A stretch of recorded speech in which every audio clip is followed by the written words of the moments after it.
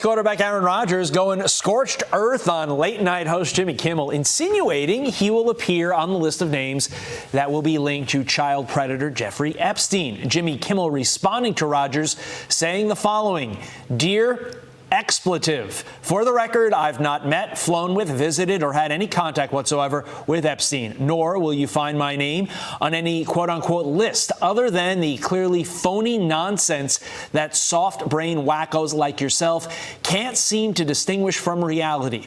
Your reckless words put my family in danger. Keep it up, and we will debate the facts further in court." Fox News contributor and columnist for The Messenger, Joe Concha, joins me now. Joe, this is not where I expected the Epstein list discussion to go this morning, but alas, here we are.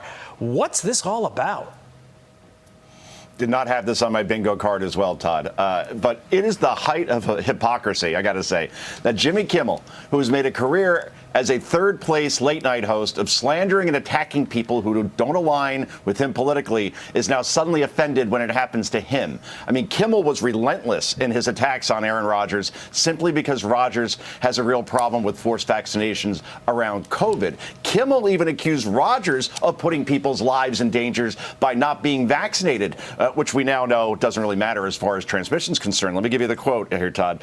"Aaron is a Karen. That's the fact of the matter. Honestly, the only thing worse than not getting vaccinated when you're in close contact with other people is letting them think you're vaccinated when you're not. It's basically the COVID equivalent of, quote, the condom fell off, unquote." So Jimmy Kimmel here, quite frankly, can shove it because he's not immune to being the butt of jokes either, despite being the Pope of late night, Todd. And that's the main takeaway. I'm going to get into the weeds here, and I apologize, but the lawyer in me wants to go through this language. He says, "Nor will you find my name on any quote-unquote list." Why does he put that in quotes? We know there's a list. The list is in legal documents, so there's no question about the list, other than the clearly phony nonsense that soft-brain wackos like yourself can't seem to distinguish from reality.